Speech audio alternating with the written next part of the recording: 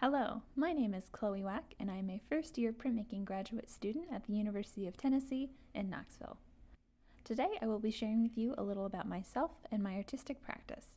First off, a little about me. I was born in the nor'easter of 1995, just outside of Washington, D.C. I grew up first in Silver Spring, Maryland, and then moved to Charleston, South Carolina when I was 10. I have been making art since I was very little. I was homeschooled for almost all of my school years, and my mom's unschooler philosophy allowed me a lot of time to occupy myself, which I primarily spent lost in my own pictorial world. During my undergraduate studies, I initially majored in graphic design and later switched to illustration. I struggled with the pressure to pick a marketable career path versus my pull towards traditional fine arts.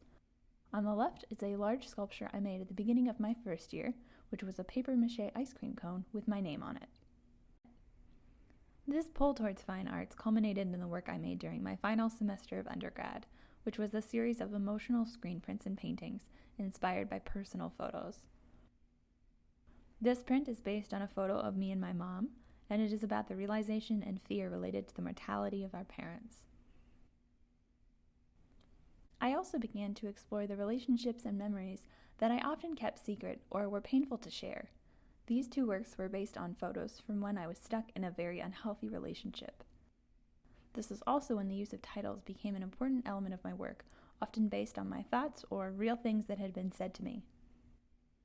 While in undergrad, I was also working part-time as a shop assistant at Graphics House, a local print shop in Cockeysville, Maryland. After graduating with my BFA, I began working there full-time and managed all of the embroidery operations. On Fridays, we always wore matching red shirts, which made us look like we were in a family bowling league. Although I felt a lot of purpose and satisfaction at my job, I also felt like I was losing some of my connection to myself and my art practice. This tension between commercial production and personal expression is a recurring theme. Making my art allows me a space to express my feelings of desperation, longing, or anxiety and to share these emotions with viewers. I explore these feelings through the reproduction, translation, and adaptation of personal photographs in my artwork. These two prints are from a series of reduction woodcuts, which were based on some of the many houses I have lived in. Fun fact, so far I have moved 17 times in my 27 years. This process of translation is often an act of care and love, as though through the making of my artwork I can freeze and memorialize these moments, places, and people. These are some process shots from my first lithograph I printed at the UT Print Shop, which was based on a pandemic-era photo from going pumpkin picking with friends. However, this process of adaptation can also be an act of reliving trauma or trying to process complicated memories. This print is based on a photo of me and my dad, and in contrast to the previous print about my mom, this work shows the complicated feelings I have about my estrangement from him. Color is also an essential part of my practice, my work, and my life. I relate color to feelings and find joy in hues of pink, purple, and blue. The use of my favorite colors often allows me to move through the work and soothe me even when the imagery or content may be difficult. The photo on the top right is the actual color of my house. My preferred process of printmaking is screen printing. I enjoy the speed of the medium and the vibrancy and opacity of acrylic screen print ink. The way I mentally process photos is often based in layers and simplifying colors. These are some process shots from a small print I made for the annual Winter Print Exchange hosted by Shiny Fresh Press.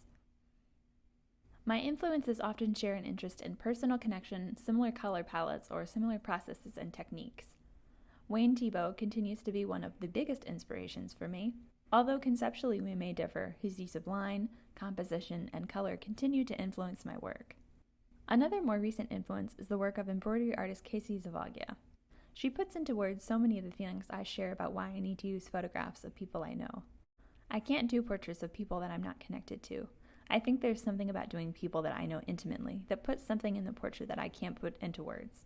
But making the portrait says everything that I can't with words. I am also influenced by those I share the experience of this program with, my fellow grads. Printmaking third-year Muriel Condon has inspired me with her Field of Squares project, bringing together the collaboration of exchange with the comfort of a handmade quilt. Or fellow first-year time-based arts grad Casey whose work makes me want to cry in the sometimes best and sometimes saddest ways. My most recent work was a series of 33 screen prints made in collaboration with fellow first-year painting and drawing student Landon Eldridge. We collected baby photos from the current UTK graduate community and used them to inspire and inform my screen prints and Landon's drawings into an exhibition of 66 works. The participants were encouraged to dress up as they looked in their baby photos. We also orchestrated a baby awards ceremony judged by 3 faculty members and gave out superlative awards such as Best Sleeper and Best Smile. Here are some photos of the grown-up babies with their artwork. The baby series allowed me to explore using photographs from people outside of my immediate scope in a way that still felt consensual and ethically okay. Through the process of looking at these babies that I have only known as adults, I felt a deeper connection to these people, and it seemed like I could see their personalities, even at such a young age. The series was also created with the intent to give each participant a print as a gift. As these works were made with no intent to sell or profit from this labor, it was an act of care and community. In my current work, I am exploring outside the limitations of still photography and collecting video footage to inform and translate in my artistic practice. While I still enjoy the use of still photos as source material, I am interested in how I can push my concept through the use of video and animation. Thank you for sharing your time with me. If you would like to see more of my work, please check out my website and follow my Instagram, or find me at your local ice cream shop getting some chocolate mint chip. Thank you and goodbye.